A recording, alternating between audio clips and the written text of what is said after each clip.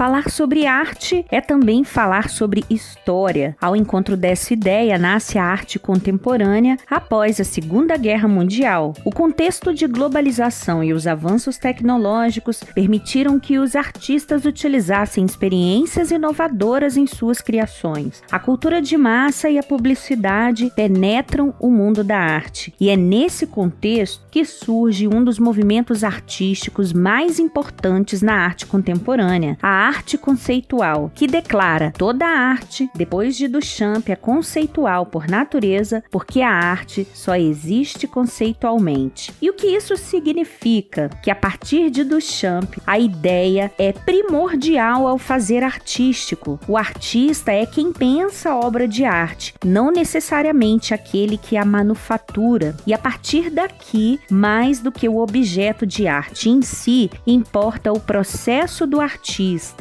A arte contemporânea abre espaço para uma diversidade de estilos, técnicas e perspectivas quase infinitas de como se faz arte. Surgem os happenings, as performances, instalações, videoarte, trabalhos com terra chamada land art, e os estilos eles se mesclam e se confundem com os suportes tradicionais. A tela na pintura ou o mármore na escultura, por exemplo. Eles dão lugar a outros materiais. Enfim, a vida e a arte parecem se misturar tanto que é difícil distingui-las. A filósofa e crítica de arte Anne Coquelin busca estabelecer uma diferença entre a era industrial com a arte moderna e a sua mudança para a era tecnológica da informação e da comunicação com a arte contemporânea. É interessante notar que essas fronteiras são extremamente borradas e confusas, e é possível perceber características da arte moderna na arte que está sendo feita ainda hoje, mas também é notável as mudanças entre essas duas eras da arte, no campo cultural e artístico. Diante de uma obra contemporânea, em vez de afirmar isso é arte, cabe muito mais perguntar: isso é arte? A obra contemporânea, ela quebra com a nossa ideia habitual de arte, e é por isso que tantos se sentem incomodados ou pelo menos desacomodados diante de suas obras. A desacomodação é o que de melhor uma obra pode nos dar, mas vejamos como tudo isso é uma questão de conceito. Os conceitos de arte, como qualquer conceito, se dão no tempo. Eles são formulados na história em função de muitos aspectos, tais como os poderes econômicos, as teorias de filósofos e críticos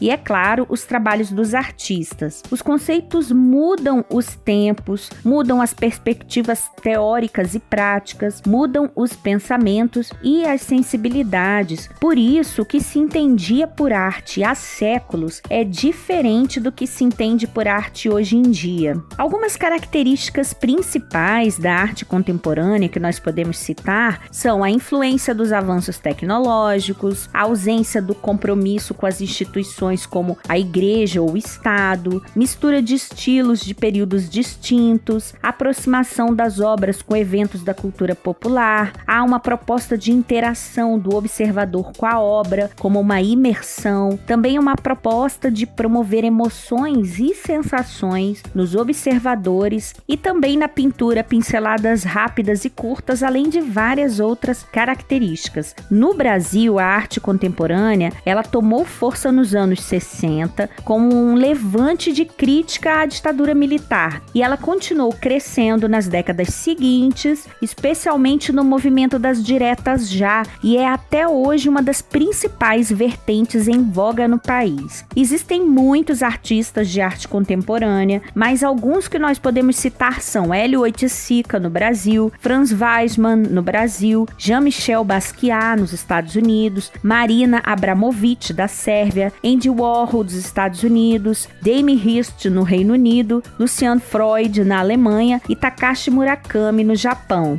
Existem muitos outros artistas que nós poderíamos citar aqui. Mas como estudar esse conceito? Como estudar a arte contemporânea? Um dos segredos para estudar movimentos artísticos é entender o contexto social e histórico daquele período. E nesse caso da arte contemporânea, alguns pontos de atenção devem ser o pós-guerra, a Guerra Fria, o movimento hippie e a queda do Muro de Berlim. Também é importante estudar o contexto econômico, principalmente o embate entre o socialismo e o capitalismo. Assistir a filmes também ajuda bastante na compreensão da arte contemporânea. A gente pode citar o Basquiat, Traços de uma Vida, de 1996, Grandes Olhos, de 2014, Cidade Cinza, de 2013, Lixo Extraordinário, de 2010 e The Square, A Arte da Discórdia, de 2017. Também é uma boa estudar através de comentários, como Arte Negra na Ausência da Luz, do HBO, Inhotim, disponível na Netflix, mas também há vários vídeos aqui no canal que buscam analisar a arte contemporânea. É importante compreender que muitos artistas não se preocupam em expressar suas ideias através de habilidade técnica, mas eles buscam discutir outras questões, provocar outras reflexões. A arte também é uma experiência pessoal e coletiva, por isso é muito importante não selar a arte contemporânea com um selo de arte, mas antes experimentá-la na sua estranheza, como objeto que não se deixa definir. É necessário libertar-se do pensamento pronto e ousar pensar. A verdade da obra contemporânea é entender que ela jamais está pronta. Os processos artísticos foram então atravessados pelo conceito e pela atitude. A arte contemporânea, ela rompeu os paradigmas, ela abriu caminhos para diferentes técnicas e linguagens artísticas, como a dança,